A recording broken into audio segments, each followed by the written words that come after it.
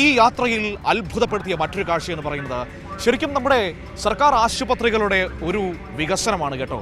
ഞാൻ നമ്മുടെ ഒന്ന് രണ്ടിടങ്ങളിൽ പ്രത്യേകിച്ചും ഇപ്പോൾ പോരുന്ന വഴിക്കാണെങ്കിൽ നമ്മുടെ സ്ഥലപ്പേര് ഞാൻ മറന്നുപോയി, നമ്മുടെ കൂത്തുപറമ്പിലെ സർക്കാർ ആശുപത്രി കണ്ടിട്ട് ഞാനൊന്ന് അമ്പരന്ന് പോയി.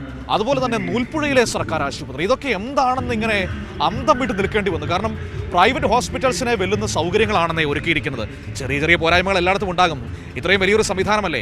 അപ്പോൾ ആ പോരായ്മകളെ മാത്രം ആഘോഷിക്കുന്നവരോട് തൽക്കാലത്തേക്ക് നിങ്ങൾ അങ്ങ് മാറി നിൽക്കൂ എന്ന് പറയാൻ മാത്രമേ നമ്മളെ കൊണ്ട് കഴിയുകയുള്ളൂ. ഞാൻ ഇത്രയും പറഞ്ഞത് നിങ്ങളെ കൂട്ടുന്നത് കോട്ടയം മെഡിക്കൽ കോളേജിലേക്കാണ്. മെഡിക്കൽ കോളേജിൽ കോടികളുടെ വികസനം സർക്കാർ കൊണ്ടുവരുമ്പോൾ പക്ഷേ ആ മെഡിക്കൽ കോളേജ് നിൽക്കുന്ന പഞ്ചായത്തിൻ്റെ ഭരണസമിതി അത്ര സുഖകരമായ സമീപനമല്ല സ്വീകരിച്ചത് എന്നാണ് ഇപ്പോൾ നമുക്ക് അവിടെ നിന്ന് അറിയാൻ കഴിയുന്നത്.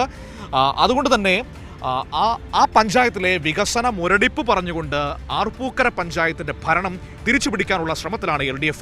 ആർപ്പൂക്കര എന്ന് പറയുന്നത് കോട്ടയം ജില്ലയിലെ ഏറ്റവും പ്രധാനപ്പെട്ട പഞ്ചായത്തുകളിൽ ഒന്നാണ്. അത് മറ്റൊന്നും കൊണ്ടുമല്ല, അത് മെഡിക്കൽ കോളേജ് നിൽക്കുന്ന പഞ്ചായത്താണ് എന്നതുകൊണ്ട് തന്നെയാണ്. ശരി, നമുക്ക് ആർപ്പൂക്കര പഞ്ചായത്തിലെ കാഴ്ചകളൊന്ന് കണ്ടാലോ? സംസ്ഥാന സർക്കാരിൻ്റെ സമാനതകളില്ലാത്ത വികസന പ്രവർത്തനം നടന്ന മെഡിക്കൽ കോളേജാണ് കോട്ടയം മെഡിക്കൽ കോളേജ് സ്ഥിതി ചെയ്യുന്നത് ആർപ്പൂക്കര പഞ്ചായത്തിലാണ്. കഴിഞ്ഞ 10 വർഷക്കാലമായി UDF ഭരിക്കുന്ന പഞ്ചായത്താണ് ആർപ്പൂക്കര. ആ പഞ്ചായത്ത് ഭരണം തിരിച്ചുപിടിക്കുക എന്ന ലക്ഷ്യത്തിലാണ് LDFിൻ്റെ പ്രചാരണ പ്രവർത്തനങ്ങൾ. ഈ ഘട്ടത്തിൽ LDFിൻ്റെ 17ാം വാർഡ് സ്ഥാനാർത്ഥി ജയമോഹനും ഒപ്പം തന്നെ ബ്ലോക്ക് പഞ്ചായത്ത് സ്ഥാനാർത്ഥികളുമൊക്കെ എനിക്കൊപ്പമുണ്ട്. പ്രവർത്തകർ പരമാവധി വോട്ടർമാരെ നേരിൽ കണ്ട് വോട്ട് ചോദിക്കുന്ന തിരക്കിലാണ്. എന്താണ് സ്ഥാനാർത്ഥി പ്രചരണ പ്രവർത്തനങ്ങൾ എവിടെ വരെ എത്തി നിൽക്കുന്നു? പ്രചരണങ്ങൾ നമ്മൾ നാട്ടിലേക്ക് ഇറങ്ങുമ്പോൾ വലിയ സമാനതകളില്ലാതെ ഇവിടെ വിശേഷിപ്പിച്ച പോലെ സർക്കാരിൻ്റെ വികസനം ശരിക്കും ജനങ്ങൾ തൊട്ടറിയുന്നുണ്ട്.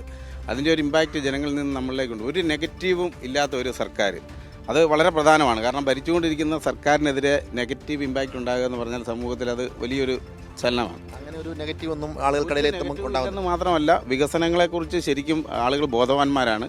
അതുപോലെ തന്നെ ഈ ക്ഷേമ പെൻഷൻ പ്രധാനപ്പെട്ട ഒരു കാര്യമാണ്. എല്ലാ വീട്ടിലെ കൊച്ചു കുട്ടികൾക്ക് പോലും അതിൻ്റെ ഒരു സന്തോഷമുണ്ട്. നിങ്ങൾക്കിപ്പോൾ കാണിച്ചു കൊടുക്കാനുള്ളത് ഇതാ നോക്കൂ, മെഡിക്കൽ കോളേജിലെ വികസനമാണ് എന്നാണോ ആളുകളോട് പറയാനുള്ളത്? തീർച്ചയായും മെഡിക്കൽ കോളേജിൽ ഈ 2 ടേമായിട്ട് ഏതാണ്ട് 1000 കോടി രൂപയുടെ വികസന പദ്ധതികളാണ്. അത് ബിൽഡിങ്ങുകളായിട്ടും അതിൻ്റെ ഈ ഉപകരണങ്ങളായിട്ടും എല്ലാം ഏറ്റവും അത്യാധുനിക രീതിയിലുള്ള ഒരു ചികിത്സാ സംവിധാനത്തിലേക്ക് ലോകത്തിലെ അല്ലെങ്കിൽ ഇന്ത്യയിലെ പ്രധാനപ്പെട്ട മെഡിക്കൽ കോളേജിലൊന്നായി ആർപ്പൂക്കരയെ മാറ്റുവാൻ വേണ്ടി ഈ 2 ടേം സർക്കാരിന് കഴിഞ്ഞു. ഒരു ഇടപെടലൊക്കെ ഈ കാര്യത്തിലുണ്ട്. വാസവൻ ചേട്ടൻ്റെ ഒരു മണ്ഡലം കൂടി ഉൾപ്പെടുന്നതാണല്ലോ ആർപ്പൂക്കര. വാസവൻ ചേട്ടനെ കുറിച്ച് ഡോക്ടർമാർ പറയുന്ന കമൻറ്റ്, എവിടെയെങ്കിലും ഒരു പ്രശ്നം ഉണ്ടായാൽ ആംബുലൻസ് എത്തുന്നതിന് മുമ്പ് വാസവൻ ചേട്ടൻ അവിടെ എത്തും.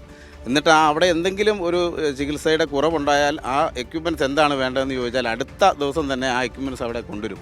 അപ്പോൾ അത്തരത്തിലേക്ക് ഇതിൻ്റെ കാര്യങ്ങളിൽ ഏറ്റവും ശ്രദ്ധയോടുകൂടി ഈ മെഡിക്കൽ കോളേജിൻ്റെ വികസനത്തിന് ശരിക്കും ഒരു രക്ഷകർത്താവായി നിൽക്കുന്ന ആളാണ് വാസവൻ ചേട്ടൻ. ആശ പ്രഭാത് കരിപ്പൂത്ത് ഡിവിഷനിൽ ഏറ്റുമാനൂർ ബ്ലോക്കിലേക്ക് മത്സരിക്കുകയാണല്ലേ, എവിടെ വരെയായി പ്രചരണ പ്രവർത്തനങ്ങൾ നടന്നുകൊണ്ടിരിക്കുന്നു. എല്ലാ വാർഡിലും ഓടിയെത്താൻ കഴിവതും ശ്രമിക്കുന്നുണ്ട്. ഏകദേശം പൂർണ്ണമായി. ഇനി ഒരു വാർഡാണ് ഇനി സജീവമായിട്ട് ഇറങ്ങാനുള്ളത്.